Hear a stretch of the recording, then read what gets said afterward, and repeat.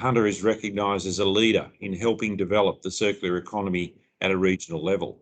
Through the Hunter JO, its member councils and Central Coast Council, we have delivered many circular economy enabling projects in the region.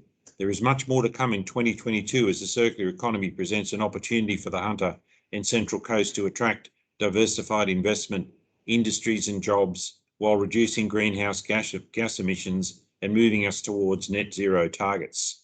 As you will hear today, the Centre of Organic Research and Education has developed an innovative new technology to replace stormwater sand filters with recycled organic filters that will help change the way we filter stormwater in the future. This technology is a world first and has been trialled within our region. Innovations like this one are integral to driving the transition to a circular economy and provide an opportunity to further solidify the Hunter as a leader in this space. New technologies being developed in the Hunter demonstrate the knowledge and expertise that we have in our region.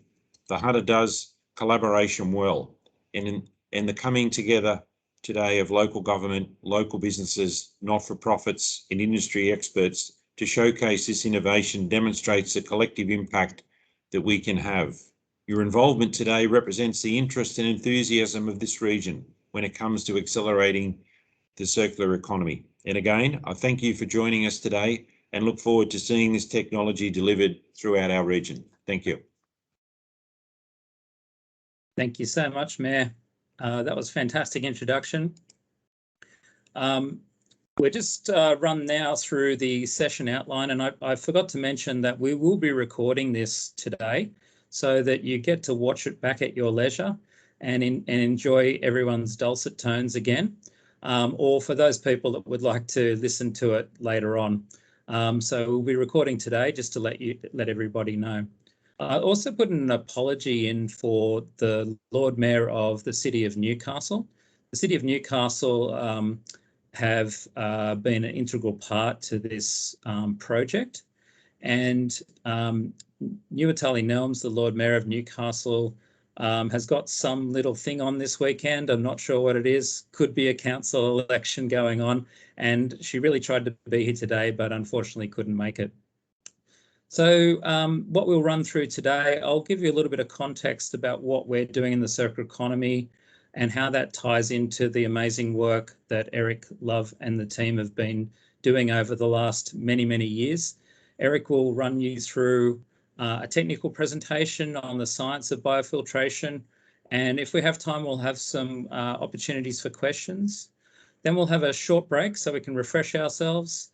And then we will get on to some case studies. So Chris Rochford is going to take us through a case study, and then we're going to have a chat to Luke, who has been integral in getting this technology into the City of Newcastle.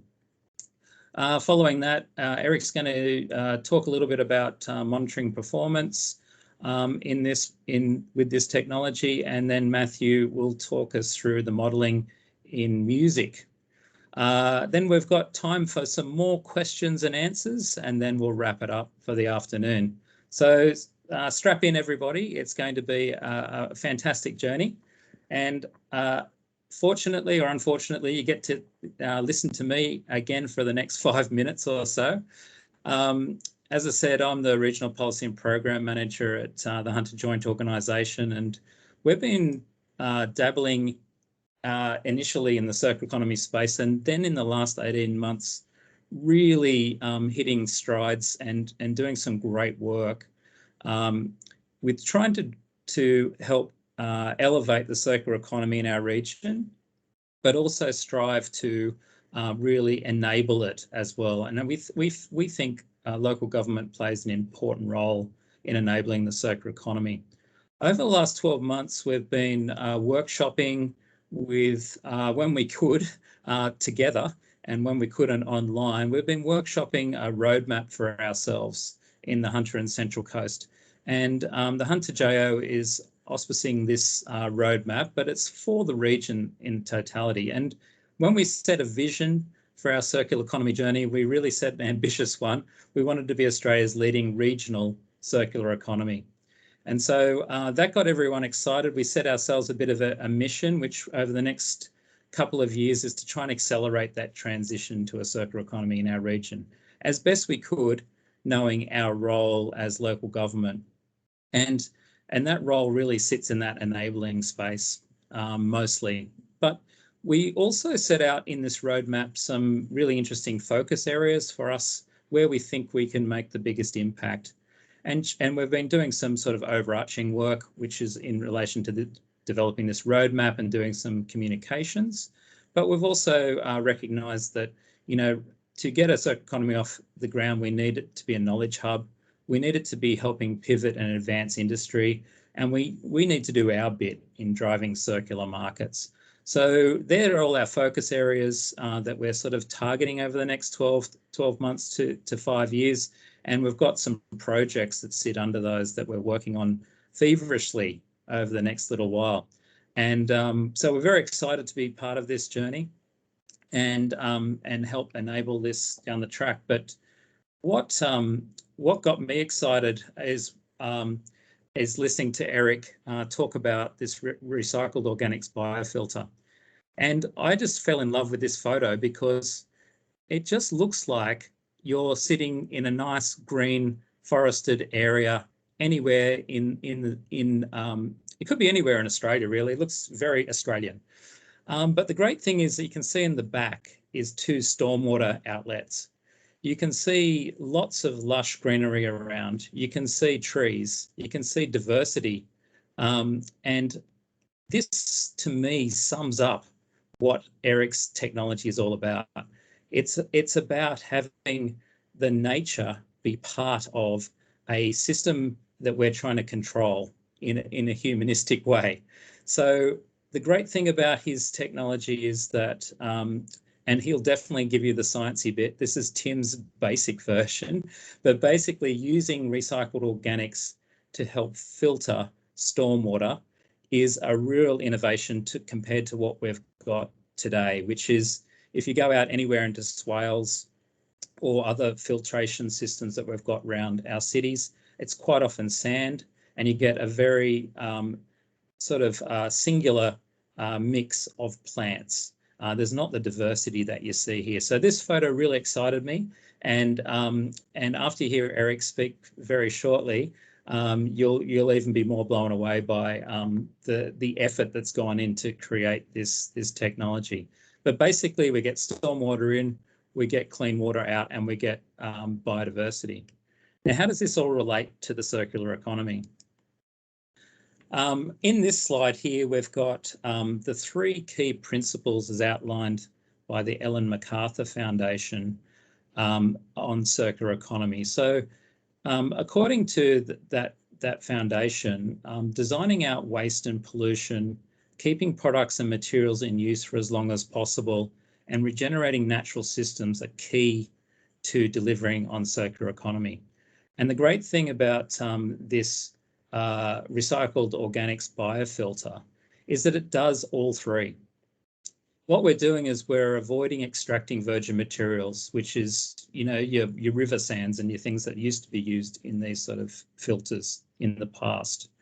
We're supporting the reuse of materials. So, you know, when our green waste comes through our green bins and ends up being composted at our fantastic facilities around the region, we get a material that can be used in this environment. And obviously, as you saw, I get a bit excited by that very simple photo, but it really is looking at regenerating systems. So we're keeping these nutrients in a natural cycle. We're supporting plant mass. We're reducing greenhouse gas emissions.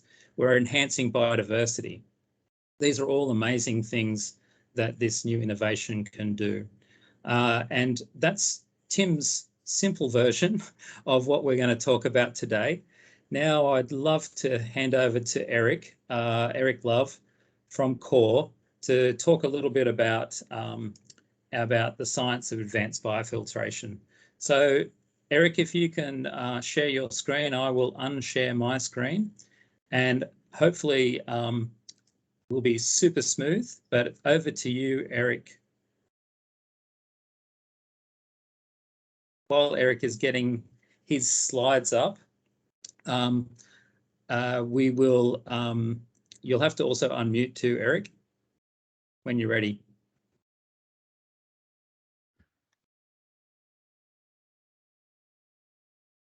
Do we have a shared screen? Not yet. This is always the fun of doing webinars online. Oop.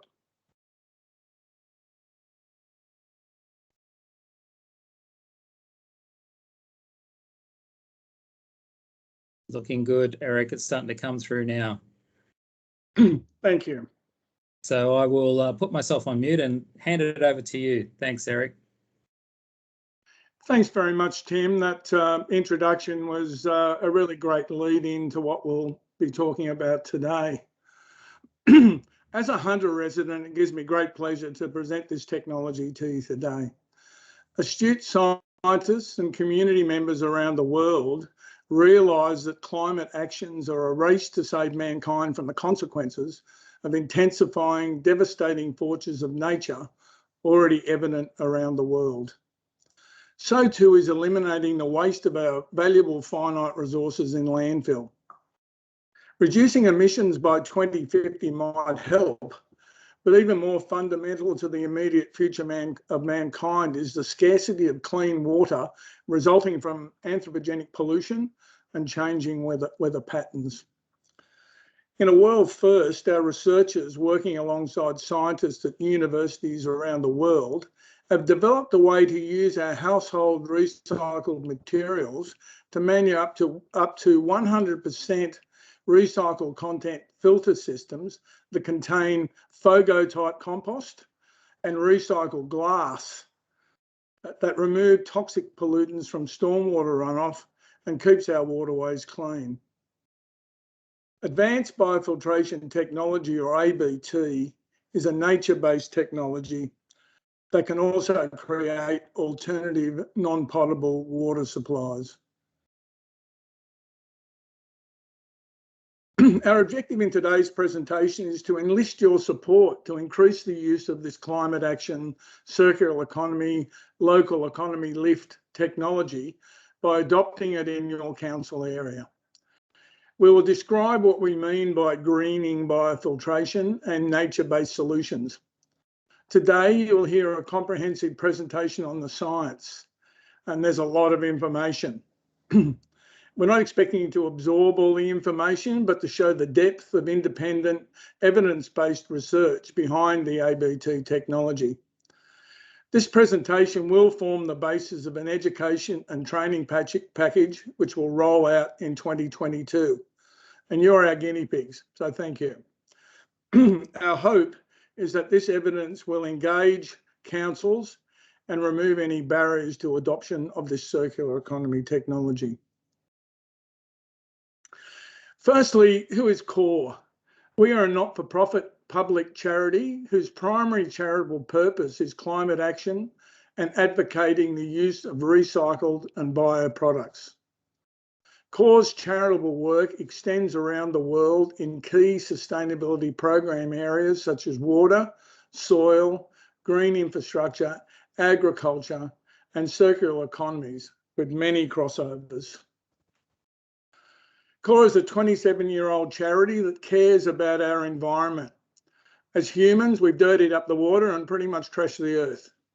So we're like a green cross coming to help clean up the earth using nature-based solutions. All the work is done by nature. We just provide the canvas.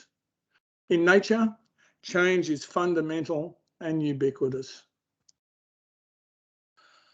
Evidence-based technology are advanced through our local and international stakeholder collaborations with governments, research institutes, and industry collaborators. We are currently collaborating with a great collaboration with organisations such as the City of Newcastle, but also with the Sydney Science Park, which is one of the Southern Hemisphere's largest developments. We're advocating for maximising climate actions and making recommendations for expanding the use of recycled content products. For over 15 years, we've advocated with our flagship programs for a more sustainable and livable environment for the community. Our Biofiltration Initiative started in 1997 to characterise the markets for recycled organic products for the New South Wales EPA. One market segment that captured our interest was environmental remediation. Lit reviews had identified a reduction of some stormwater runoff pollutions after passing through leaves in the gutter. We thought, if that can work, can recycled organics? Our curiosity set us on the path of our research, which we'll show you today. Based on the findings of a socio-tech study that was co-funded by the New South Wales Government to explore this potential market for RO and identify other areas for further research, we embarked on an exciting research program. We thank the New South Wales EPA, who have been instrumental in bringing this technology to fruition in many ways. Many of our projects are supported by the New South Wales EPA as part of the Waste Less, Recycle More program funded from the Waste Levy. Many scientists with numerous disciplines have been involved in Australia and around the world since. I'm commencing with the research citations. I know they're usual at the end, but I'm commencing with those, starting from the first POC pilot studies in the late 90s and including Melbourne Uni and UTS to demonstrate the depth of science that's gone into the presentation of the technology you'll see today. All the studies have validated traceability, with sampling conducted by eminent postdoc researchers from top 10% universities, with analyses by NATA labs with commensurate chain of custody processes. A large body of the work was carried out here in the Hunter by the University of Newcastle. Together with UON, methods and systems were advanced and exciting results achieved. Other studies were carried out with state governments around Australia. Commercially applied testing and the development of operational tools such as performance standards and specifications are also developed with New South Wales EPA support.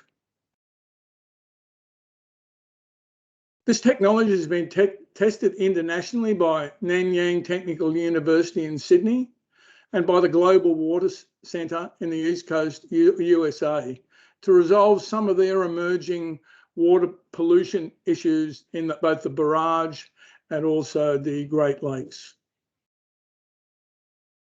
Studies were also carried out on the West Coast USA by the Desert Research Institute. By the way, they are rocket scientists.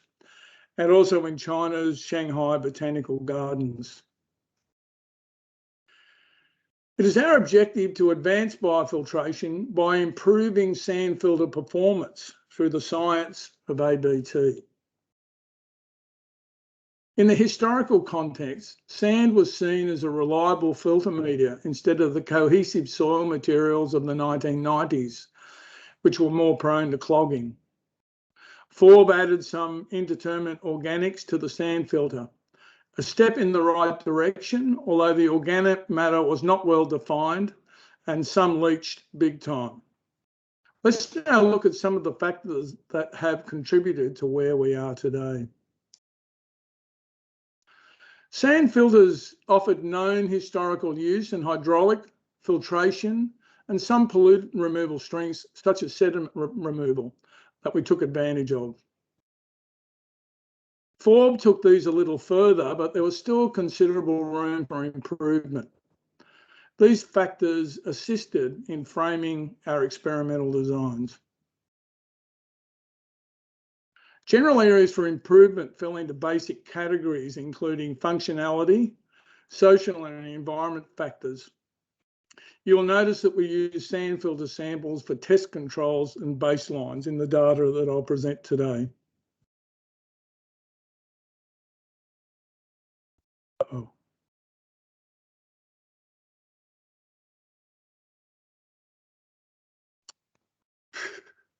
Computers, eh? Okay. Based on market analyses, key areas were identified as areas for improvement of sand filter systems, and these are some of them.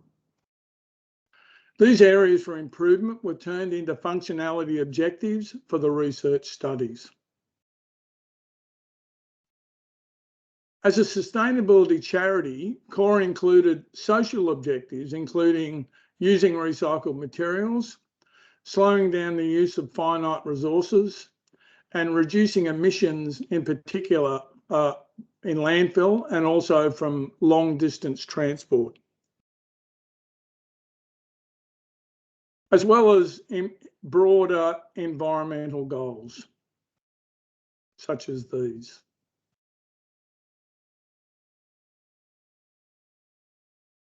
The context analysis became the framework for objectives to guide the improvement research.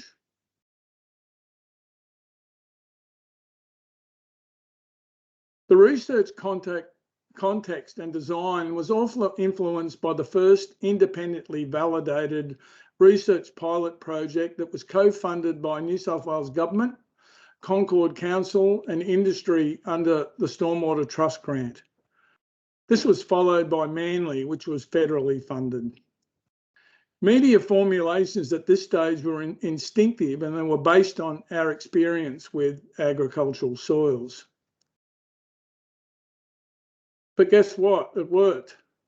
These charts show results over a range of common pollutants from an independent field study of filter media performance conducted in 1999. This installation is still active and still filtering. Note the mean for N non-vegetated, which concerned us a little bit. However, results at the 90th percentile show over 60% retention. This highlighted the ubiquitous challenge of understanding nitrogen behaviour. It worked, but we wanted to know more about how, so we were encouraged to investigate further. To progress the technology research, it was important to look at some nature-based fundamentals. Nature-based technologies increase biodiversity and resilience, improve circularity in resource management, mitigate climate change impacts, improve environmental flows, and overall create a more sustainable and livable environment in which to live, and can also create alternative non-potable water supplies. In January 2021, the World Economic Forum declared that clean water is our most valuable and fundamental resource and ultimately underpins the success and failure of every other challenge that we face. This chart shows the fundamental difference between a circular and a linear system. The circular economy climate action systems recycles our valuable resources and leads to better environmental outcomes. The linear system leads to landfill that produces greenhouse gases that affect our climate. David Attenborough says that the future of the human race depends on increasing biodiversity and the use of renewables. And recycling is a renewable. ABT advances the art of biofiltration by improving genetic biodiversity such as microbe, fungi and worms, and increasing plant species and wildlife biodiversity, and incorporating recycled materials and other nature-based functions that increase resilience to the impact of climate change while achieving improved functionality, lower life cycle cost, and increasing sustainability.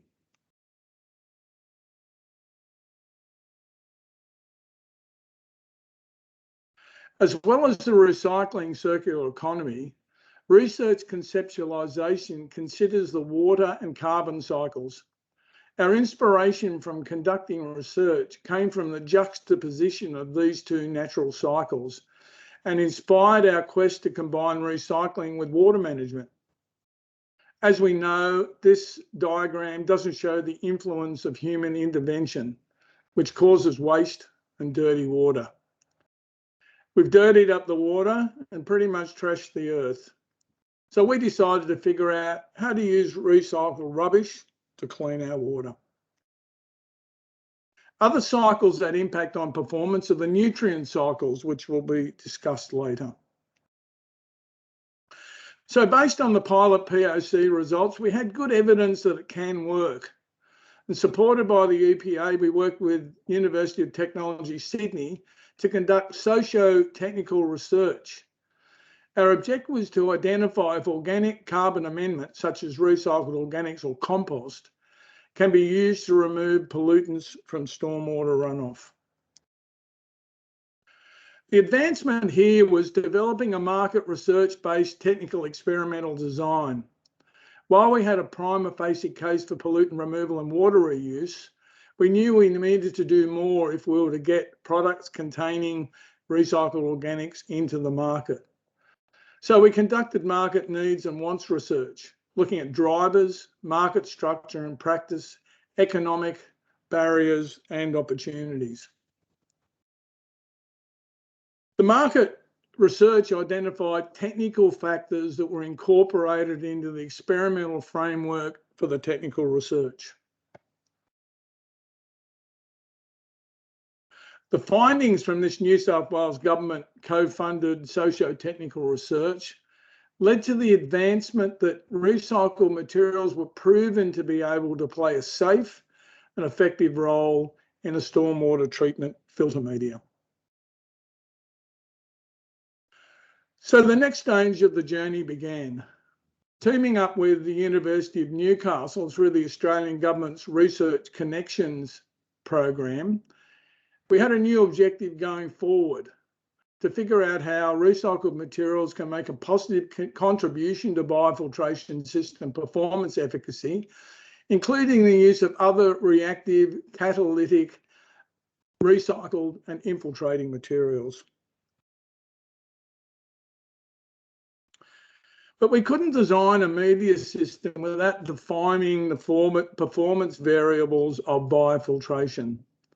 The CRC offered this great start. However, organic matter was not well defined and led to some inconsistency and skewed some of the research results. Based on the variables identified by the CRC, the core team expanded the CRC definition to encompass a more advanced set of performance variables that include virgin material substitution, local circular economy supply chains, and lifespan determination. This slide identifies the key variables in more detail. What is biofiltration? This informed the research advancements in the research design, which includes a wider range of pollutant removal, more flexible hydraulic control, more robust vegetation and biodiversity above and below ground, and added the new category of environmental and virtues, including climate action and recycling. An advancement is in defining the organic fractions of the filter media, which hadn't been done before.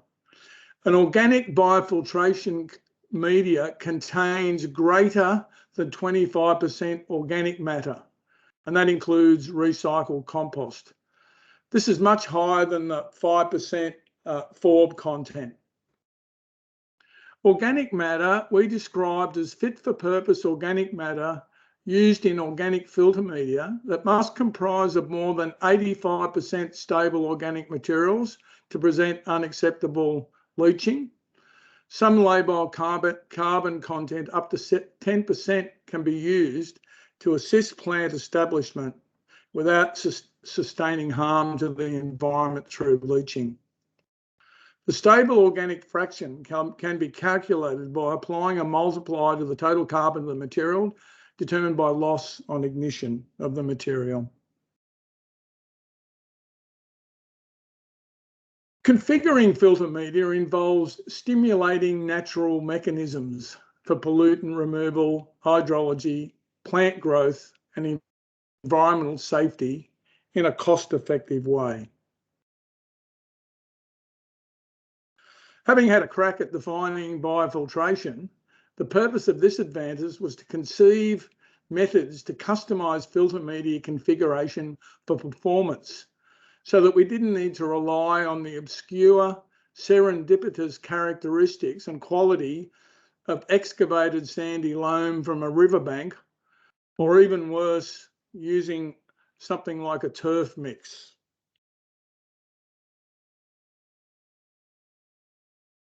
Now let's turn to testing.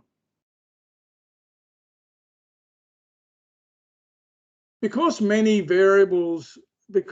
the many variables, configuring is a challenge requiring methods and systems to test materials and establish relationships with performance.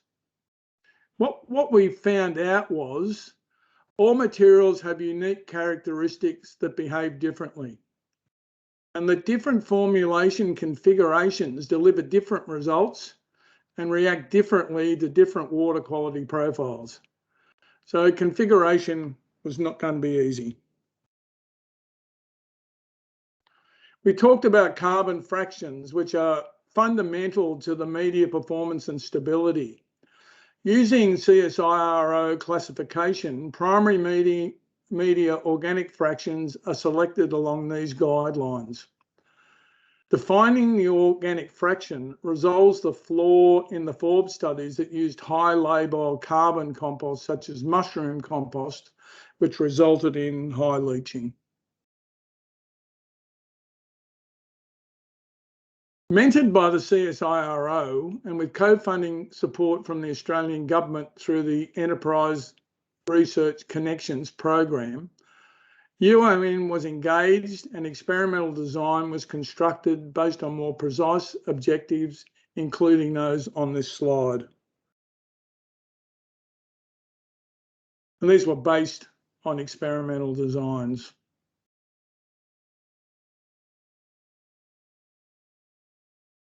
These variables were established to inform the experimental design as summarised in this slide. Experimental methods were established to test individual component and formulation configurations.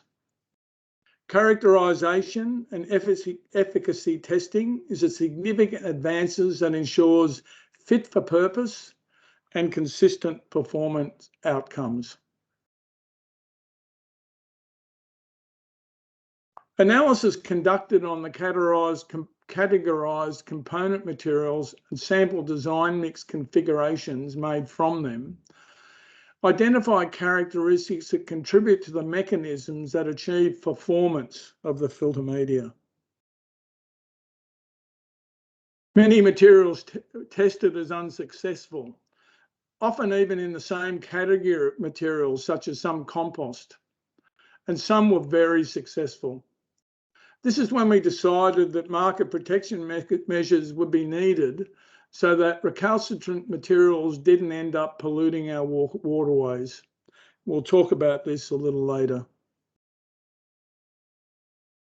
Still in the lab stage, material analysis starts with characterisation and efficacy systems. The performance efficacy study shows that different results were achieved, often in the same types of materials. For example, material 7 in this slide was good for nitrogen, but not so good for phosphorus. So we concluded from this that configuring combinations would be needed. Components and formulations are characterised with Forbes spec products used as a control. The means from these findings establish the parameters of the core specification adapted to local jurisdiction. Over 85 materials from all over the world have now been tested and used to establish these means. These parameters inform the development of specifications. Formulations are configured from the materials accepted for final characterisation and efficacy testing. This sample chart shows the different pollutant removal performance of various component combinations configured into formulations. In the lab reference formulations, e.g. DMCs, are constructed from the components to identify results when the components are engineered into formulation. Some significant results are observed for TKN, TP, and metals.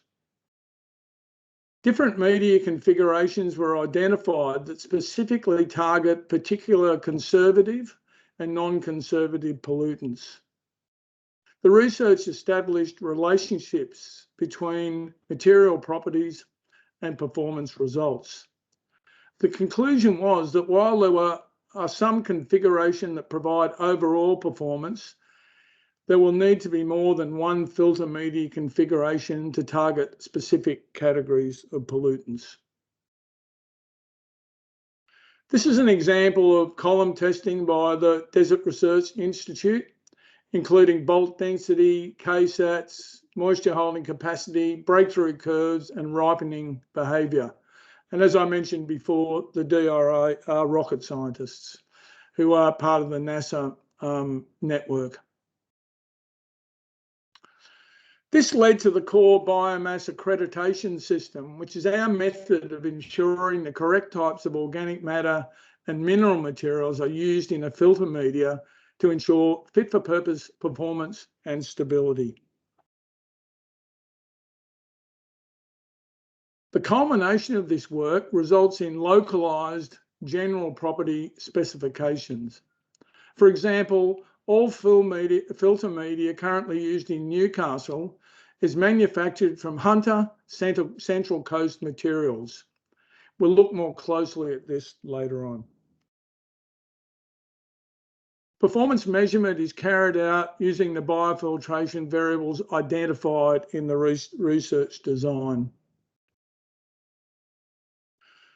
Having established methods to characterise components and configurations, efficacy studies were then designed to identify performance results.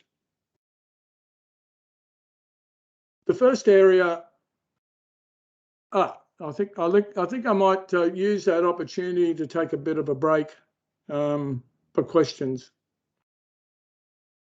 Thanks so much, Eric. That was... I just have to mute yourself there. Thank you very much, Eric. I think that's amazing how you've got 20 plus years of research and squeezed it into 25 minutes presentation. So that's like 1 year a minute kind of thing. So well done. Now, if people would like to pop some questions either in the chat or they can raise their hand and ask a question. Eric, did you need any more time to finish off this presentation? Now, are you going to come back a little bit later? Yes, look, I'll come back a bit later. Yep. It's a bit long and a bit statistically dense to do in one hit. Yes, I think all our minds are blown. So thank you for that. Yeah, so please feel free to pop up your hand if you want to ask a question or pop something in the chat. In the meantime, I've got like so many questions, Eric, but probably just to kick us off while people are having a little think. You know, I was just thinking about food organics, garden organics, and I think I saw Gunther from Remondis pop on the line before, and his facility out at Lake Mac there. Yeah, that sort of material, how does it perform in your magic formula using that? And do you get any leaching from those materials at all? Well, look, I suppose when we initially thought to use that material, as you know, instinctively or intuitively, people think that organics cause problems in waterways, and they certainly do. And you know, was some notions around that increased nitrogen content in material leads to leaching. So it was a bit of an experiment to do that. But when we did that in the lab, what we found that there was very little difference in, there was no difference in the reduction of leaching. There was absolutely no change from anything else, because the materials that we use are actually exchangeable materials that are encased in the material, so they don't leach. So, and then we also think we discovered something else, even though we haven't validated, that the additional nitrogen actually does help stimulate the biology. But the other thing, which in turn stimulates the vegetation. So we believe that FOGO material is actually a bit of a significant finding from our research. Yeah, that's amazing. And while we're waiting on any questions, also please feel free to unmute and jump in if you want. I know that our councils in our local region have been experimenting with glass sand in various contexts to try and improve outcomes in the circular economy space. They've been using it in road base, in asphalt, in other bedding materials, and also in the creation of on concrete for roundabouts and things like that, experimenting, replacing virgin sand with crushed glass, effectively recycled glass. So just interested in how that performs in your as I call it, magic formula, but in your biofilter. Well, I suppose one thing we know from the Hunter is that, sand supplies are diminishing rapidly. The dunes that used to be at Stockton now no longer exist. And, there's a shortage of that material. So we had to look for something else. We started working on glass probably 5 years ago, but, most of the testing was unsuccessful. It didn't have the right, particle size distributions. And so we worked very closely with IQ Renew on the in Wyong to come up with a special formulation of sand that was suitable, that had the right, that created the right hydraulic conductivity and added to the structure of the material. So we were very happy to find that. And that was a significant development for us in creating now a 100% recycled content material.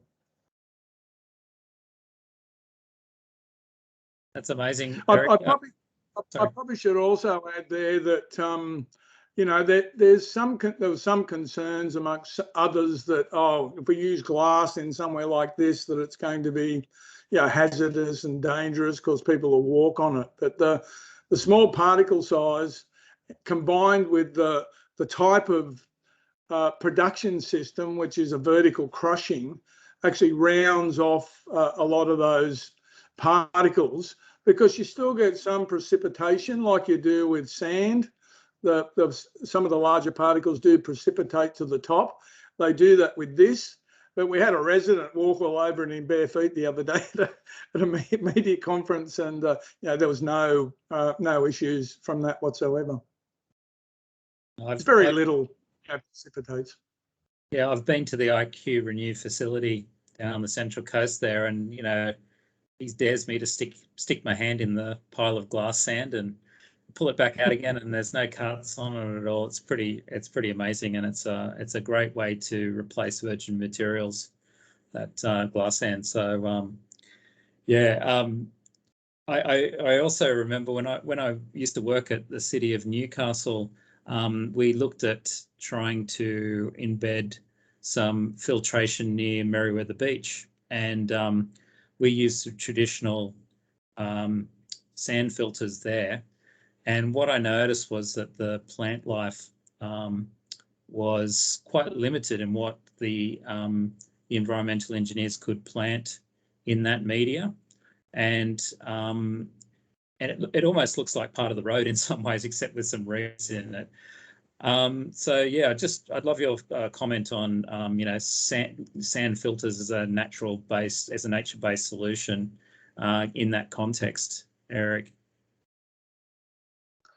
Yes, well, look, that's obviously was part of our original experimentation. Using something different to sand, which we have to do, was a bit of a risk for us in the first instance. But fortunately, we do have the methods, the test methods, and the expertise of University of Newcastle to work through that, to make sure that what we're delivering is a safe product. And if you used it on its own, I don't think it would perform much differently to a sand filter. It may not even perform as well as a sand filter. But in combination with the other materials, and there's several other materials that are in that configuration, together they seem to create a very useful media. No, that's fantastic, Eric. If there's no other final questions, I'll leave it open just for another minute or so. I would like to thank everyone for being patient, especially our next lot of speakers. We're going to get into the second half very shortly. So if there's no further questions from the floor, what we're going to do is get everyone a 5-minute break. 2:56 we'll jump back on, and that'll give everyone time to powder their noses. So please jump off, have a quick refresh. Eric, you have a big drink of water because you've got to speak a little bit more after the break, and we'll jump back on at 2:56. So thanks everyone, and we'll see you back in a few minutes.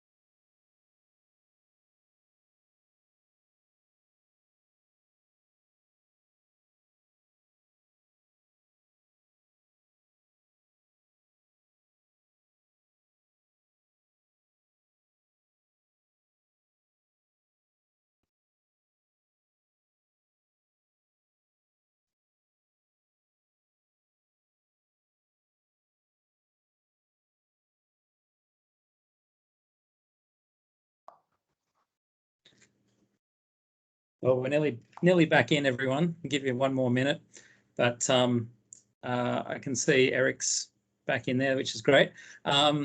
Just wanted to check in with you, Eric. I think you actually had a bit of a launch last week. Is that correct? With a few famous people there, the Mayor and Costa? Yes, we launched the 100% recycled filter media last week and got some good coverage from NBN.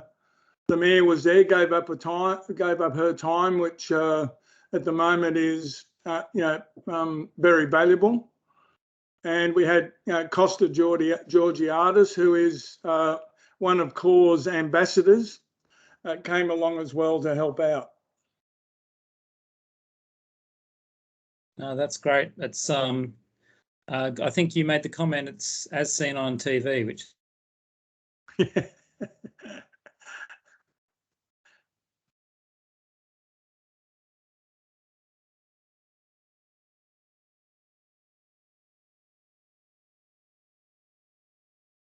I think Tim might have hit the wrong button. it's all good. There's a slight glitch in the Wi-Fi. Just ignore that. The gremlins of webinars. Okay, welcome everyone back after that lovely little refresher. We've got some fantastic speakers lined up for the second half. I'd like to kick that off by welcoming Chris Rochford. He's from Star Water Solutions, CEO there. So, Chris, you can start sharing your screen now and get into your presentation. Looking forward to it. Yeah, I've got Eloise in the control room doing that for me, and you might hear the words "next slide, please" a bit during this presentation. Yeah, I play a dual role. I'm CEO of CORE, of course, well, I'm also CEO of Star Water Group, which is a public for purpose entity that's been established to help with pushing this industry into the resource recovery industry, into the stormwater industry. So next slide, please. So we just, while that's changing, Star Water was established because our CORE members, our resource recovery members of CORE, were facing barriers with entry into the stormwater sector, getting adoption and uptake of their products. So we saw Star Water as like a one-stop shop for participating members, and it's playing a role as an aggregator, integrator, and regulator to protect the industry in its infancy in entering the stormwater market. As Eric mentioned a lot, we work a lot with local resource recovery suppliers, and we take that science that Eric was talking about. We take we underwrite the performance parameters and that for customers. We integrate with the resource recovery, the recycling members, as I mentioned, that end up being the supply chain, manufacturing, and the distribution for these products into the marketplace around Australia and also in markets around the world. One of the important areas we play, because it's such an emerging market and so on, and our members were having such a difficulty, we didn't want any missteps in this along the way. So STAR has a big role in market protection, from certifying or not certifying, but accepting the resource recovery members' materials as being fit for purpose in use. We adopt the product standards and we work with the accreditation system that CORE has set up as well.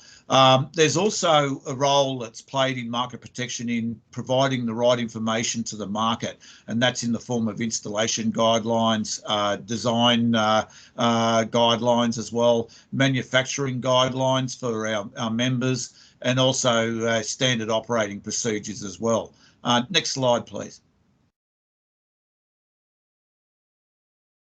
So the history obviously goes back a long way with core, as Eric mentioned, and with that, the work that has been done with government research institutes and core, it was decided to form Starwater to play this role and help members along the way.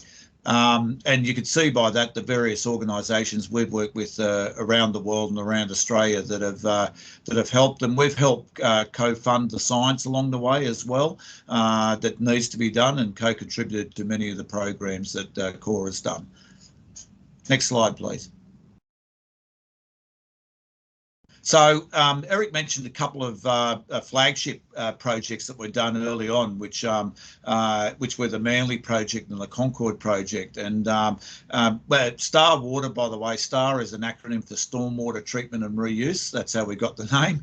And the reuse side, you can see by these projects at Manly Beach and at Concord, there's quite significant amount of reuse water that can be captured for reuse along very small installations. 500 metre length installations, and in the case of Concord, there's 5 streets with 50 metre installations, for instance, along each side. And not only is there quite a deal of water that's been captured over a period of time, but there's also quite a lot of pollutants that have been removed from the waterways as a result of these systems.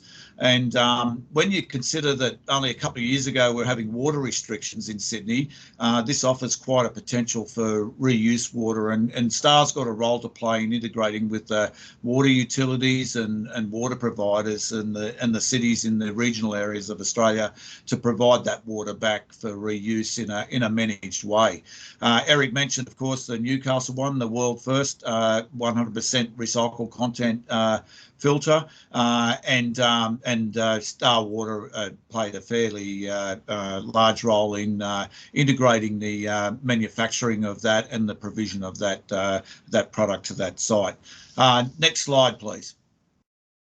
So in a circular economy sense, the cost efficiency comparison for say the organic biofilters versus a sand filter, you can see by this matrix that it's a low cost item because it's using recycled materials, and that's one of the benefits of that there's a fair bit of stability in the use of in the cost of recycled materials, because they're not diminishing as our finite resources are.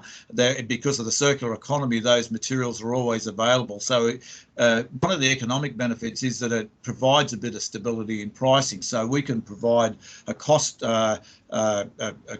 benefit from a low cost but a high performance, as Eric alluded to in the technical presentation and the findings of how the performance is of the filter. And when you think that that's pitched not only against sand filters but also other filtration devices such as precast filters and on-site filtration systems that use energy and are plugged into the grid, you might say, and things like activated carbon, which are a lot higher cost items, this recycled alternative provides quite a very cost-efficient comparison, and I'll go into a bit more detail in the next slide on that, on the cost-benefit analysis of that. So if I can have the next slide, please. So from a cost-benefit analysis point of view, because these medias are a higher performance than what a sand filter is, and that by that we mean removal efficiency, for instance, of pollutants, but also hydraulic conductivity. Our footprint for a filter can actually be shrunk, so we don't need as much area devoted to a filter area as what a sand filter needs, because we've got such a higher efficiency at removal, and we can remove at a fast rate. The sand filters need about 300 millimetres per hour, whereas we can have a faster flow rate through the system and get a higher efficiency while we're at it. The smaller filter footprint enables developers, for instance, and cities and that to use less area. So you've got things like higher lot yields for developments where there's more buildings that can be used and less area needed to be devoted to water sensitive urban design, for instance. There's also lower construction costs due to the lower areas needed for the BMPs. BMPs, by the way, is best management practice. And also there's lower life cycle costs because of the performance, because the lifespan is longer. So you don't need to replace the filters every 5 or 10 years, which you do with sand filters, because these systems will last and can be designed to last for, say, 20 years, for instance. And that's usually often a duration of an asset from a local government point of view.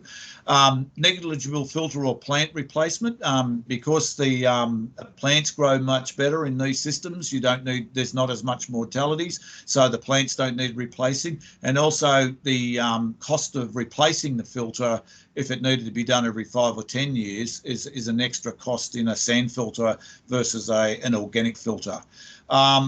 There's also an important finding we've found over time with the systems that we've put in that they have a higher resilience to weather conditions, whether that's temperature. Some of the systems that have been, some of the installations we've got have been put in just before Christmas. No one's watered them. We've come back after Christmas and the plants are still alive and growing well. Whereas in a sand filter, they would need to be watered during high temperature events. But also there's a higher degree of infiltration and moisture retention in these systems. So therefore flood events, localised flood events, for instance, are lower as well. There's also no need to apply fertilisers to vegetated systems like rain gardens, for instance, using organic filters, because as Eric said, there is some inherent fertiliser for nutrients in there, but they're bound into the media. They're not leachable, for instance. And so as opposed to the sand filters, which you need to apply fertilisers, with these systems, you don't need to apply those. Next slide, please. One of the things STAR does is it regulates the production of these medias, and that's something very important to keep consistency in the market and also to reduce the chance of a failure and therefore having the confidence by the market eroded. So we spend a lot of time on scrutinising the suppliers' raw materials, and they have to conform to a specification, whether that's an organic specification or a glass sand specification, which is the graph on the curved graph on the right hand side there. It fits within a certain parameter of particle sizing, and so we're always looking at these sort of curves to make sure that they adhere to what's required to get the right flow rate, hydraulic conductivity, and so forth. Next slide, please.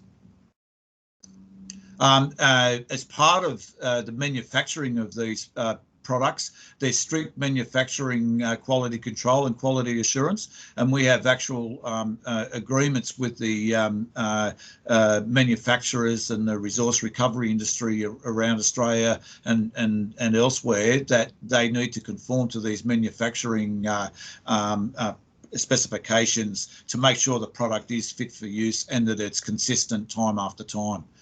Next slide, please.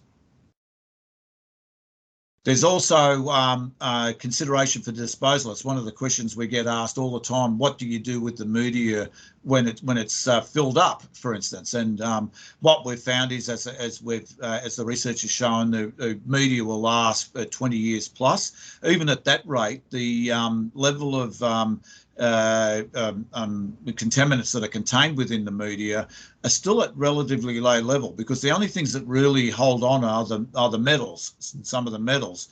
Everything else is biodegraded or assimilated or used by plants and so on, or the biology is used up. But the metals are the consistent or persistent contaminant. But even after a 20-year period, those levels still allow for that material to be landfilled if necessary.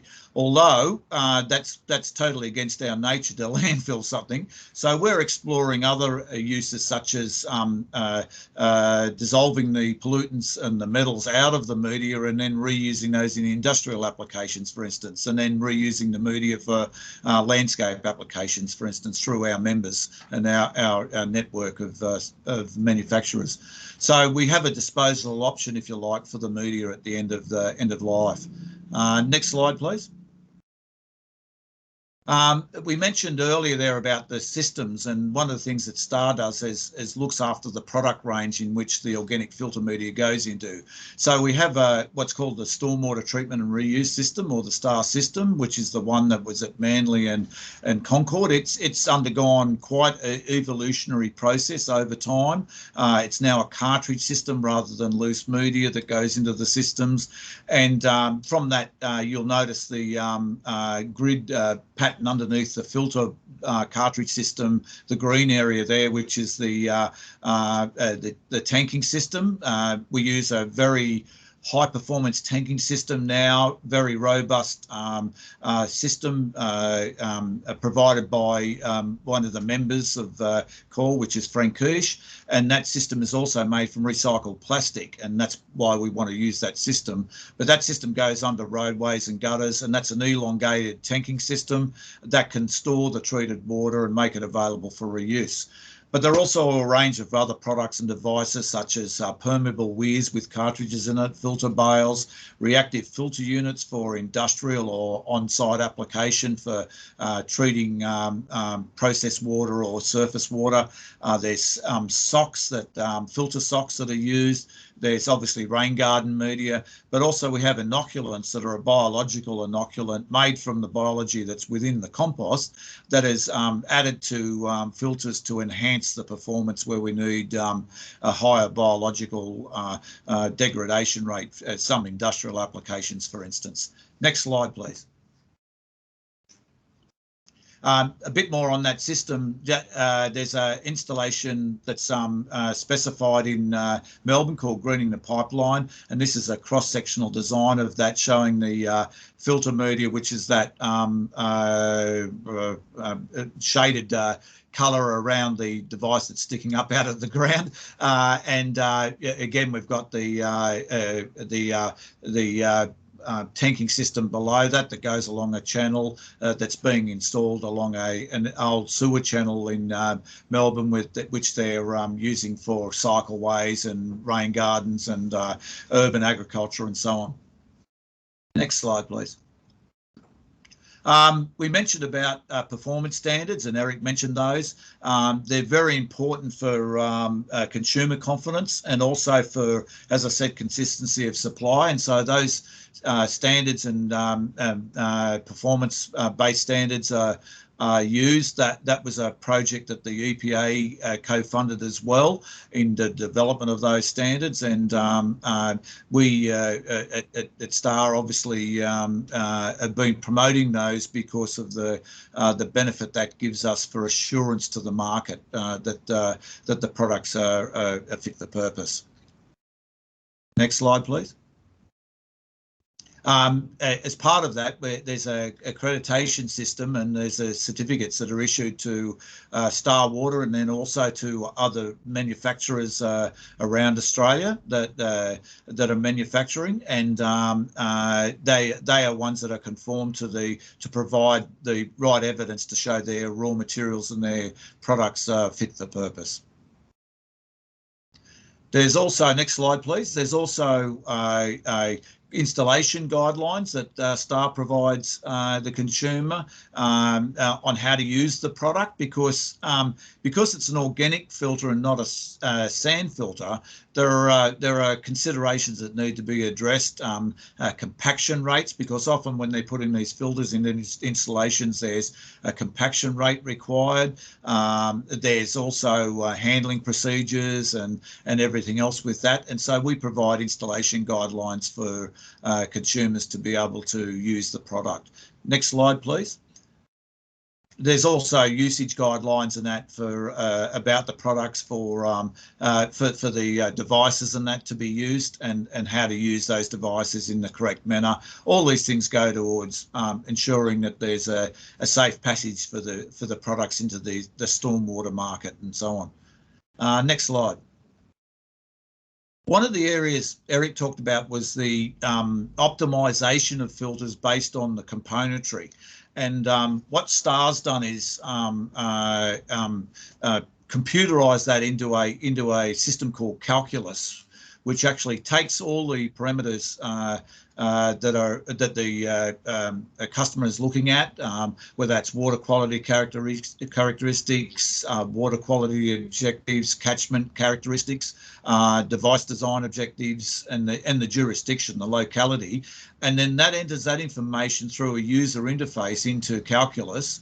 And that calculus has already had entered into it the componentry information for the local area, such as the component characterizations, the component treatment performance, the efficacy testing, and so on. So then that system then calculates out, based on the customer's information input, the best filter componentry design for that application that the customer is looking at for the local application.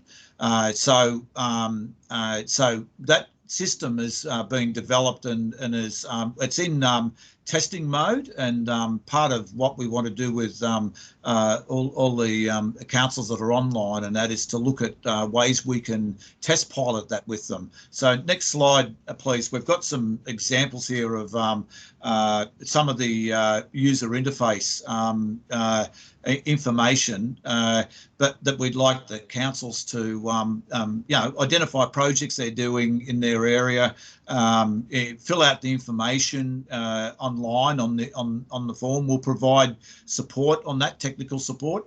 Next slide, please. And this is the sort of information that they would be entering. Next slide, please. And this will help guide them through what we required. We've already done the characterization of all the raw materials in the Hunter and Central Coast regions, so we have everything available from the configuration point of view, and we've already test piloted that with Newcastle, with that Ganambi site, for instance, and other sites in the Newcastle area. But we want to try and test run Calculus before it goes live by working with the councils in the Hunter region there to fine tune it. If there's any irregularities or teething problems and so on, we can iron those out during this process, and our technical team will help with that, so that we can then go live with Calculus for everyone to be able to use then in the Hunter region and elsewhere. Next slide, please.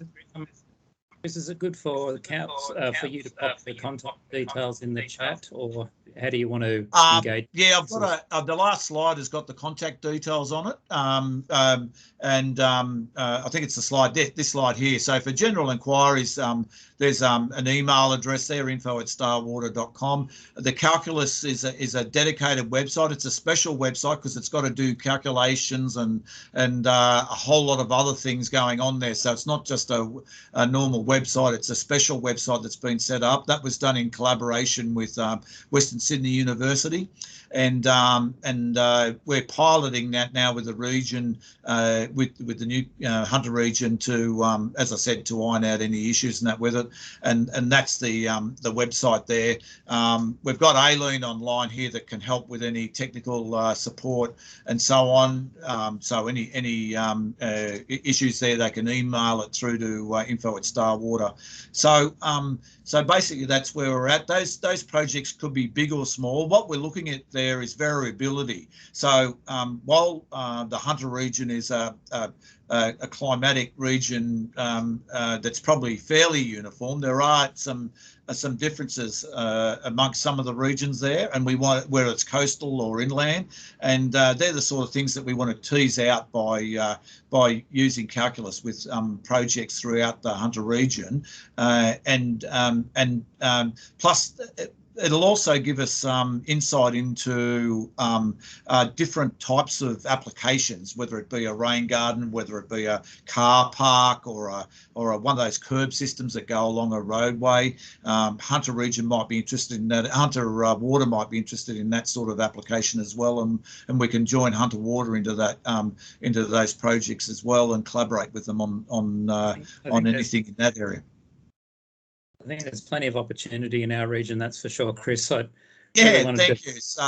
So we're there to help, and anything we can do to provide any guidance or solutions for any of the projects and that there, we're only willing to do so. So thank you. Thanks very much, Chris. That was fantastic. I feel like I want to go out and buy one now. But someone who already has done that is Luke Jazik out at the City of Newcastle.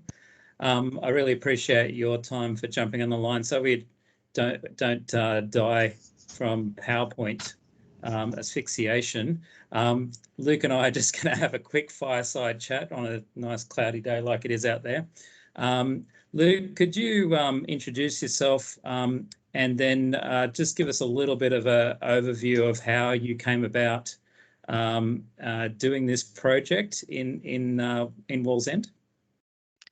Yeah, so my name's Luke Jazik. I'm the asset engineer for the stormwater section from the City of Newcastle. We manage hundreds of rain gardens and biofilters across the Newcastle LGA, and a lot of them are coming up for renewal of the media. Eric Love of Core came to us, gave us a demonstration, and sort of outlined the advantages of his product. And we thought, well, why not give it a try?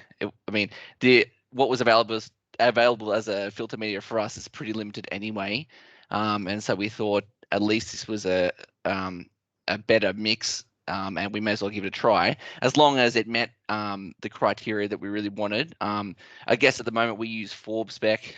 It's probably so does everyone in the industry, and Eric sort of said, well, Forbes, we can improve on that, and so we were happy to trial anything that was better than the Forbes spec. We thought, okay, well, we've got a site at Kidney B Street, Wallsend.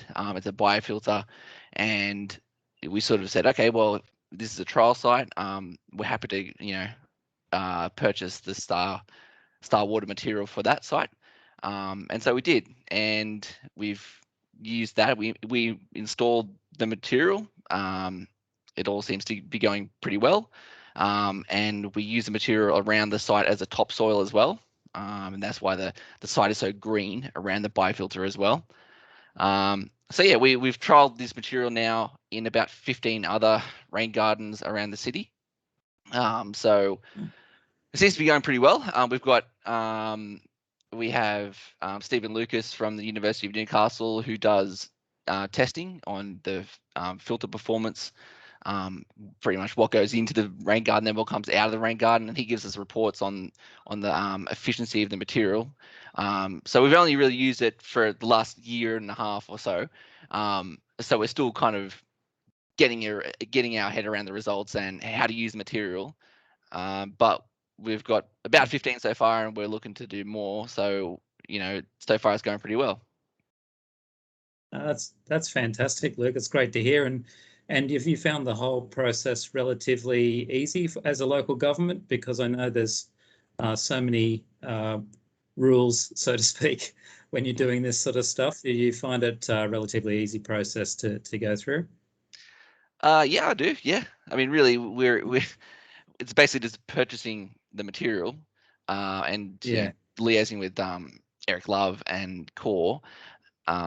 And they're pretty responsive, and we've gotten the material pretty much when we needed it always. So, and I think the last site we've used 100 ton, and our guys on site needed it ASAP, of course, within the week. So we really pressured them, said we want it now, give us the material, so it wasn't that hard to get really. So for us, it's pretty much just another product that we use, but obviously for us, it's an innovative material that's better for the environment and circular economy. So we're happy to use it and trial it and see how it goes. But yeah, and also I guess using the organic nature of the material, we're kind of trialing more trees in our rain gardens and also diversity of plant species. So we're happy to kind of see how far we can get with the diversity of plants and also tree assets in the rain gardens themselves, if that's going to be successful. So we're looking to see what we can do. That's what I thought was pretty exciting about it, was the diversity of plant life that you can put in there. So I think we should probably leave the fireside chat there, Luke, but thank you very much for your time. Although I might finish on, is there any dirt, or is it bad dirt on this project? Is there any difficulties that you find in doing this as well? Because it's always good for councils to know what sort of obstacles they might come up against that they might need help with. Oh, okay. Well, I guess for us, it's about getting material specifications. We're a very engineering orientated organization, of course, and we need compliance with everything. We want everything to be to a spec. And so for us, it's about getting the spec right and installing this in a way that's going to work for us. And it needs to work. Basically, if it doesn't work, we'll use another product. So we need this material to work to a specification that's going to be fit for purpose. And so I guess we have that spec now. Like a couple of years ago, we didn't have it, and now we do. We have the test accreditations for it, and we're now looking to really get specific on test results and see how we go from there. That's really it's an unknown for us in that I don't know if any other councils around there in the Hunter area have used this material or not, but we were, I guess, just willing to trial it. So, yeah. No, I really appreciate that, and I think that's where we might be able to help get the message out, and then we can start comparing notes right across the region. So, and that's what Chris was sort of getting at as well. So, really appreciate your time, Luke. Thanks for the chat. And if we have any more technical difficulties, you can play us a song with one of your guitars, I think, in as an interlude music. Thanks so much. I'd like to hand back to Eric now to give us his last little bit on the biofilter, and looking forward to this this section. Thanks, Eric. Over to you.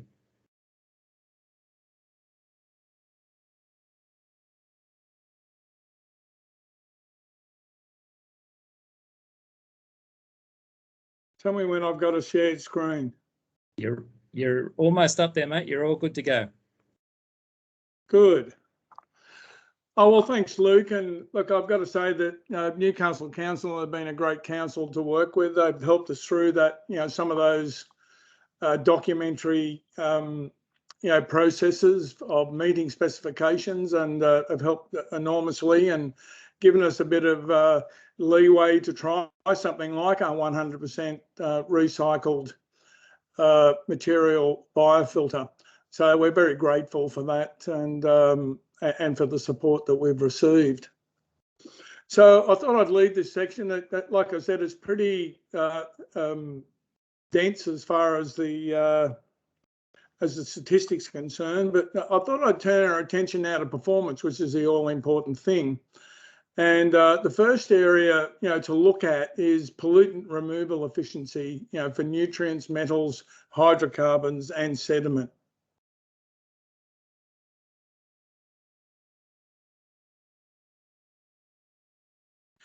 One of the main requirements of biofiltration is to remove pollutants from stormwater runoff.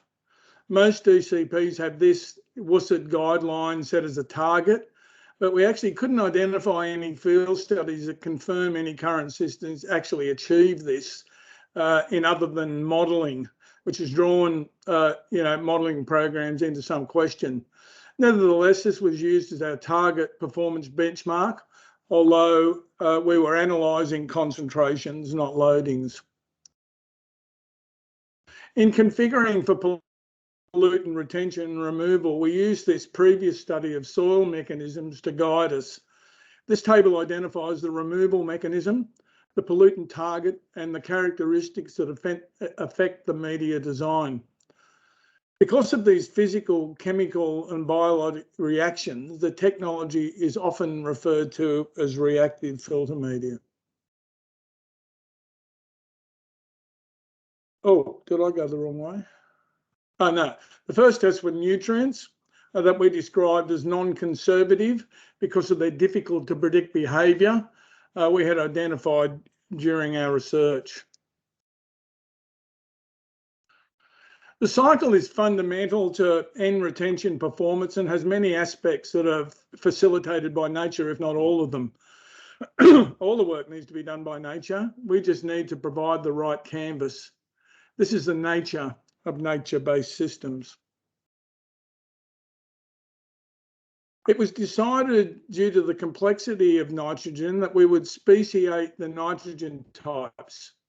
This chart shows the results of several studies that identify performance advancement in column tests conducted by UON and DRI.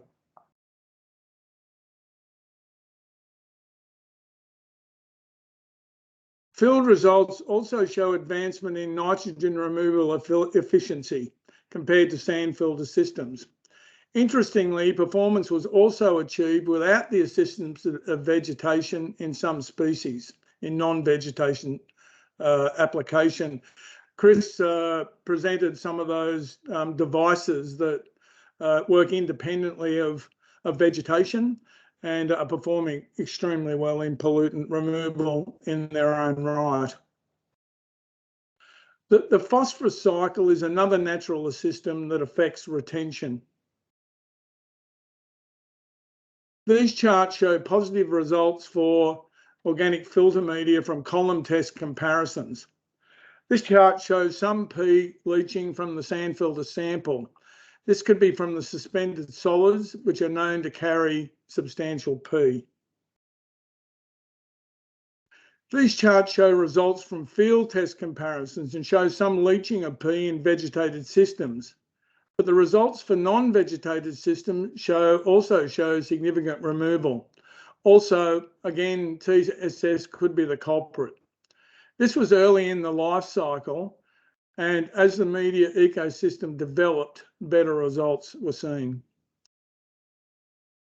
However, in response to the challenge with removing phosphorus, we adapted the 100% recycled formulation configuration to specifically target nutrients.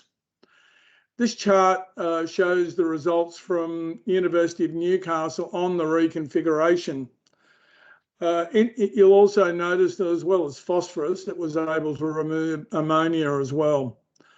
Obviously, this type of removal can help in response to algal blooms, and we look forward to field testing this particular configuration. The next pollutant category tested for efficiency is metals. Metals removal is a key advance on sand filter systems.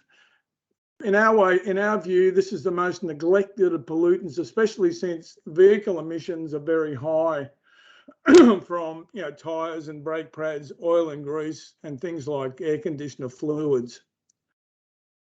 Industry in the Hunter also makes a contribution to metals through the emissions that fall out and then come down to Earth by gravity, land on our roads, and then wash into our stormwater systems. Cation Exchange is one of the major factors in metals removal. The advance is the increased ability to remove metals. This is no longer tested by us, as 100% of the testing shows very high removal. In column tests, we see improved comparative performance as well, with very high results from metals. Like I said, we've stopped testing those because they're all generally in the 90th percentile in terms of removal. In field tests, we've seen even higher results from vegetated and non-vegetated systems.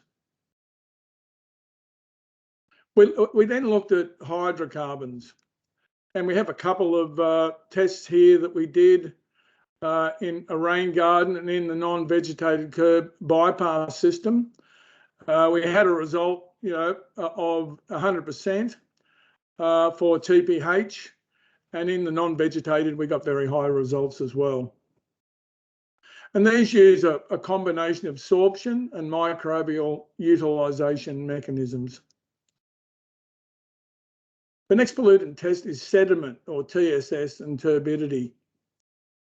Being a physical filtration removal mechanism, we were not surprised that comparative sediment results were pretty close in the column testing, almost matched each other.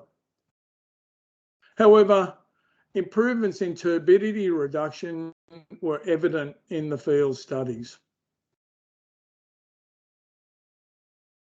Other studies of performance include specific contaminants of concern. Mine site run-up is problematic to water quality in many areas. These figures represent results from column experiments studying acid mine drainage water.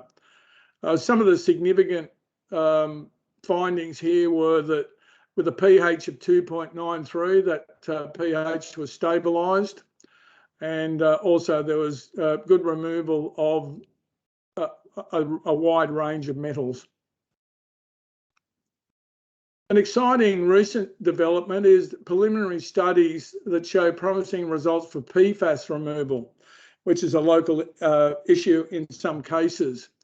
And we have signed contracts to do some testing of that Pfas removal at some sites. And this is quite an issue, as we know, in the Hunter in certain areas. The next variable tested for efficiency is hydraulic conductivity performance.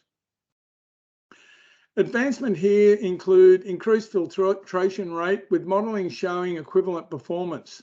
This enables a reduced filter area. Increased moisture holding capacity improves retention efficiency and with no ponding.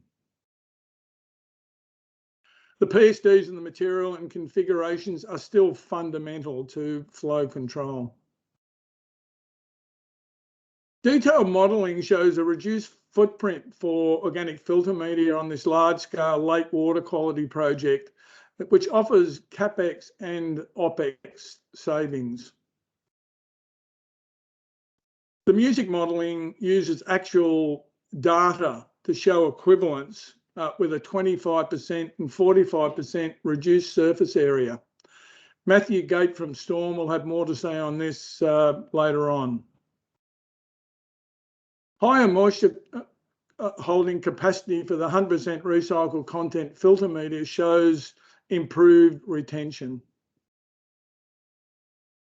We now turn to the important aspect of vegetation integrity. This study shows the establishment and growth evolution of vegetation over a 5-month period. Biodiversity is fundamental to climate action. The improved growing media capacity enables a wider selection of plant species. In the history of organic filter media, there has only been one species failure with Juncus usitatus or common rush. Biological indicators have been used to establish the health of the media, particularly in the rhizosphere. Bacteria, fungi, protozoa, and nematodes are fundamental to the development of the media ecosystem. We examined the microbial biomass of a number of different systems at Newcastle at various stages. We found that microbial activity was advanced in organic filter media in early stages compared to sand filters that show low populations even after 4 years. There are some base levels of microbial activity evident in the organic filter raw material. Microbes contribute to nitrogen cycle in five stages: fixation or volatilization, mineralization, nitrification, immobilization, and denitrification. Arbuscular mycorrhizal fungi hyphae can take up both NH4 and nitrate as end sources and can reduce nitrate losses from soil. Protozoa promote plant, particularly root biomass and architecture. Growth is stimulated either by releasing auxin directly or stimulating auxin-producing bacteria. Auxins are plant growth hormones. And finally, protozoas release available nitrogen, phosphorus, and other nutrients back into the soil, consequently creating a food source to stimulate the microbial cells to grow faster and creating their own circular economy. Primary findings identified a relationship between media ecosystem development and improvement in pollutant retention. Root to shoot ratio is greater in all organic systems. Fundamentally, the larger the root system, the more retention is achieved. While common rush is not a suitable species in an OFM system, there are OFM gardens in Australia and around the world proliferating with the right species selection, giving us an advancement in aesthetic appeal. The community deserves nice-looking assets. Environmental optimisation is an advancement on previous practice, and I'll touch on a few important areas. There are many climate actions resulting from the use of organic filter media installation. There's reduced heat island effect, carbon sequestration, landfill avoidance of organic waste that ameliorates greenhouse gases. There's better treatment performance that better protects our water assets. And organic filter media can help to protect our environment by removing a higher amount and a wider range of pollutants. To protect the environment, it's important that harmful leachate doesn't emit from the biofilter. Leaching behaviour was also studied and found that organic filter media doesn't leach beyond some initial labile content, which is subsumed by plants in a field environment. However, the forward material in this case leached significantly. This was likely a wrong choice of organic matter. But we asked, what's in the leachate, and can the leachate be used as a fertiliser for plant establishment? Fluorescent excitation emission matrix identifies the composition of leachate. The analysis technique characterises composition by regions identified by wavelengths and intensity of the fluorescence. There are some interesting findings about leachate from this study that may hold some answers. Regions 1 and 2 show plant nutrient materials such as fulvic and humic acid, and microbial activity important to vegetation integrity and plant health. Region 3 is essentially nutrient salts. The interesting finding is the regions 4 to 6. The tyrosine and tryptophan proteins are amino acids that are beneficial for life and are not naturally produced by living organisms. Tyrosine is one of the 22 amino acids that are used by cells to synthesize proteins. Tryptophan is an amino acid that is used in the biosynthesis of proteins. These figures show high level of humic substances and tryptophans were present. These support plant establishment, growth and health. Water quality improvement for organic filter media enables use as fit for purpose supplementary water supplies. Stormwater treatment and reuse systems can deliver stormwater quality suitable for safe discharge in the environment and or potable water substitution for reuse. This could be invaluable during our ubiquitous periods of water restrictions and drought, although we're not experiencing those at the moment in any way. Having identified the need for market protection, CORE developed tools to regulate the materials and formulations used. One of those is the performance and validation standards for organic filter media. This is a table of contents from the performance and validated standard, and the standard's freely available through the CORE website. The performance-based standard contains general properties. It should be noted that just meeting these properties is not in itself a guarantee of performance without the requisite performance validation to accompany it.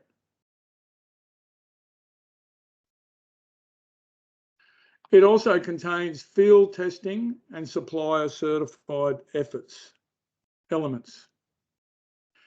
There are standards for pollutant removals based on concentration removal. Standards for hydraulic conductivity include flow rate, water retention capacity, and dispersion testing to ensure there's no slumping or ponding. The standards for vegetation include establishment, nutrient utilisation, mortality and lifespan. Also included is moisture holding capacity, resilience, root measurement and microbial biomass. For those who are interested, a public journal is available that describes an experiment for the technology. Thanks, Eric. That's looking really To good. facilitate climate action and circular economy practices need to be made to council documentation such as technical manuals. And we have some suggestions for those who might want to do that. The practice change also requires changes to the development control plans, and we have some suggestions on how to convert them to circular economy climate action conditions.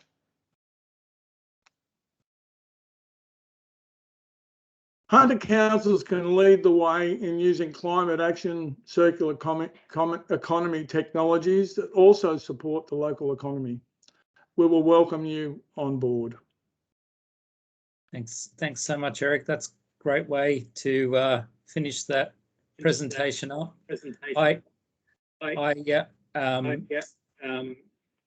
Getting a bit of feedback, sorry. I think I need a dictionary at some point in there though, Eric. You really blew my mind. Thank you for that. I'm going to hand over to Matthew Gate now from Storm Consulting. He's going to take you through the music modelling. And Matthew, if we're going to try and finish at about 3:55 to allow people some time for questions. But if anyone has any questions in the meantime, please feel free to pop them in the chat. And if we don't get to them at the end, we can get back to you. So thank you. Over to you, Matthew. Thank you very much, Tim. Can everyone hear me all right? And the screen's up, all good? Looks great, mate.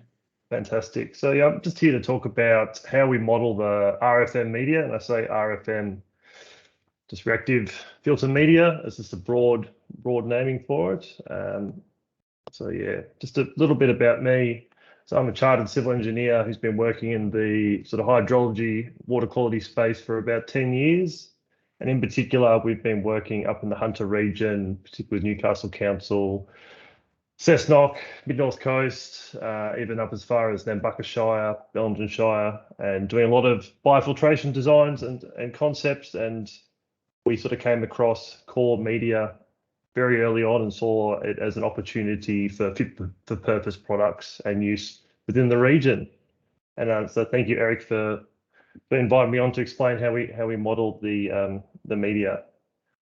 Just a little bit about Storm Consulting. We're the water quality part of Craig & Rhodes, which is a private company. We do a lot of subdivision work, but we also do a lot of council design work of basins and biofiltration systems. So we've sort of got a wide net that we work for. I think it's important. We're a good person to sort of talk about this in particular because we're working with big developers internally, which council's going to check off a lot of the water quality works, while also we do a lot of water quality design and construction works for councils as well. So we sort of understand both ends of the spectrum there, which I think is quite important to sort of have to think about when we're designing things. So the DCP is the main control documentation in stormwater quality. That's something we all need to sort of understand. And it states that we need to conceptually model water quality reduction targets.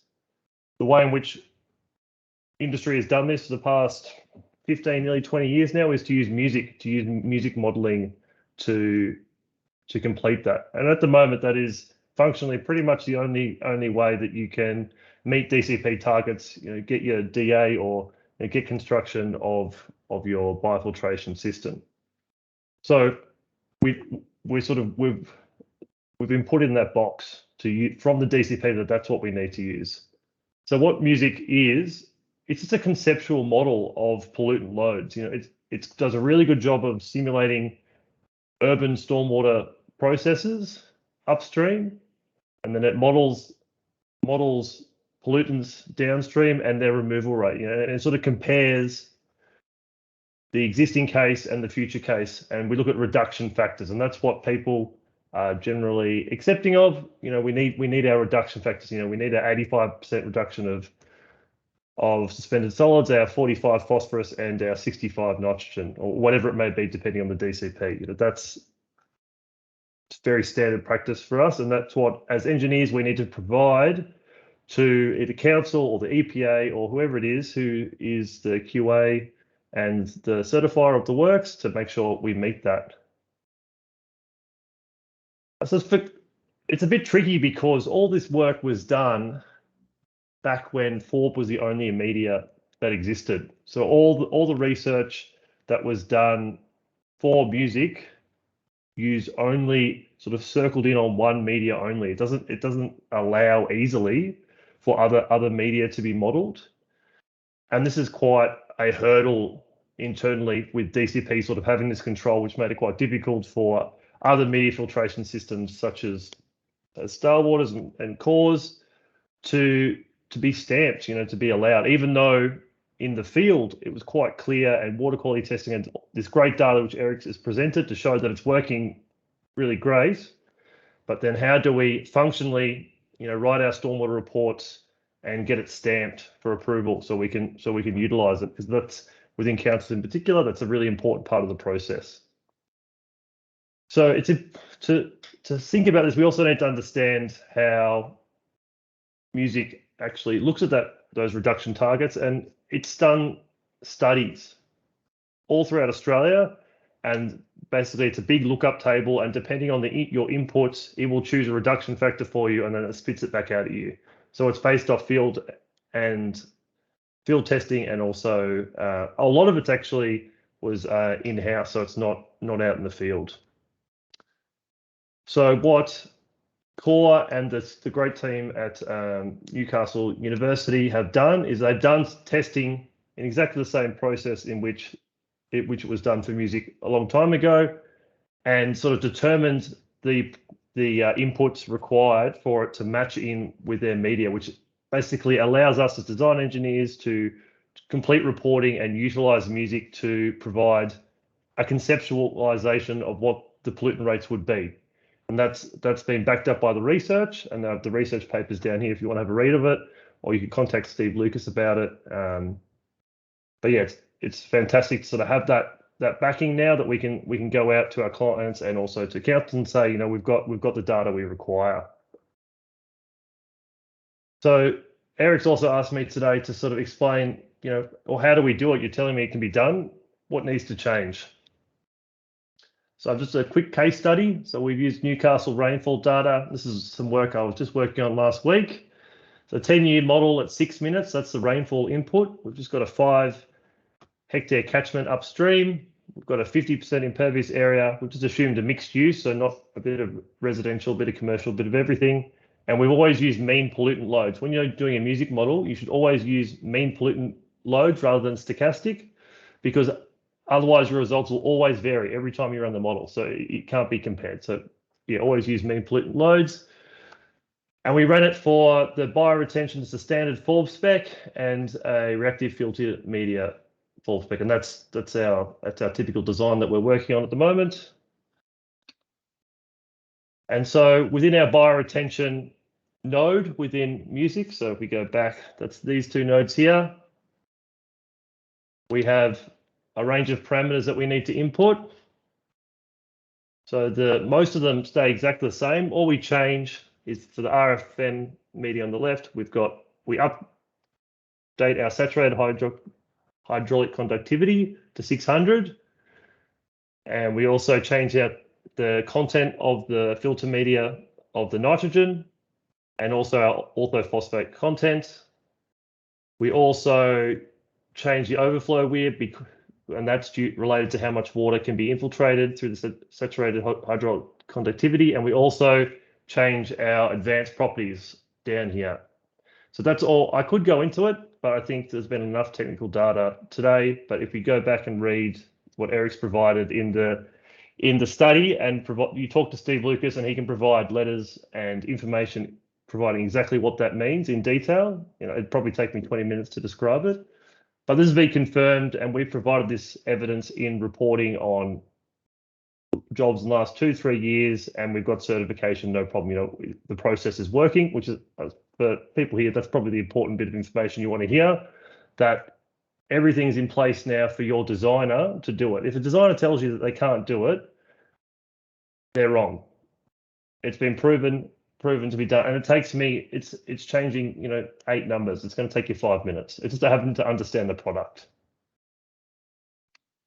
So we look at the results from that. So we're sort of comparing the same size rain garden with different pollutant, with different media. We can see, if we look at our percentage reductions, that across the board the RFM media performs better, particularly for phosphorus, by about 30%, and then by nitrogen by 5-10%, which is really fantastic. And this is a conceptual model, but this has also been proven in the field. We have a lot of clients in the last, I suppose, probably 5 years in particular, who have done the same thing as Luke. And Luke, I really enjoyed your presentation. We did some early work with Newcastle around this idea. It's great that you guys have taken it up and run it out internally. It's some fantastic work. But yeah, this has sort of been proven with field trials, and a lot of our clients have had some uncertainty, so they've done a lot of case studies, and we do a lot of reporting of case studies, etc. And every time we've done a case study, the client has had uptake and utilised the product. We haven't had any case study go ahead and then someone change their mind. So I think that's a bit of proof in the pudding there. I probably have provided these design summaries already, so probably importantly, 20-30% reduction in bioretention size, depending on the site conditions. So that's really critical as a designer. If I can provide that to my clients in particular, that's fantastic. We've got our scientifically backed modelling process now. It's really suitable for recirculation methodologies, particularly for lake health, which we're using it a lot for. And so that's really fantastic. And we've now got approvals across multiple councils through the East Coast, the EPA. They love it. So yeah, that's my quick 10 minutes trying to rush through and present it. So it's very simple, is what I'm basically coming across to you and saying. There's no more hurdles now from the DCP or a modelling perspective. Matthew, Thanks, that's amazing, Matthew. Really appreciate that, and appreciate you powering through all that information. That was an epic 2 hours. We got through so much information, and going back to Tim's very simple description of what we've achieved today, it's like we've got something beautiful, reduces carbon emissions, is using recycled organic content, and it works. So let's get on it, people. So if there's any immediate questions, we've got time for probably one question, but if people have any burning questions that we don't get to, again, please leave them in the chat, or you can look up the contact details in the chat there and pump some questions to those people that are listed in the chat there. Any questions from the floor at all, or? No, I think Luke's got to play a guitar now. Or we wait. No. Good work, Luke. Look, I might wrap it up there if there's no burning questions. Look, I really, really appreciate everyone's time and effort today, and I'd like to, I'll give you a little bit of a lead out, Eric, if you like. Yep. I will wrap it up in a sec, but I'll just hand it quickly back to Eric just to tidy up. Yeah, look, I'd like to take this opportunity to thank HJO for their support of what we're trying to do in this climate action space, and well done with all your work and in helping us on this occasion. So thank you. Thanks to all the speakers as well. I know you'll probably do that as well, but we're very appreciative of the support we're getting. It's a worthy cause, and we look forward to working with all of you. Thank you, Eric. Great presentation. Really appreciate you going through that detail with us and taking us on the journey. We had great speakers in Matthew and Chris Rochford. Thanks, Luke, for the fireside chat. But I also would really like to thank my team at the JO. Eloise Lobsey and Carly Somerville have done an amazing job in pulling this all together. They're available for weddings and bar mitzvahs as well, if you need them to run any future webinars at a small fee. Thank you very much, everyone, for your time today. Really appreciate it. And I look forward to this being implemented right across the Hunter region. So that's a wrap from us tonight. And I wish you all very, very good afternoon. Thank you very much. Thank you.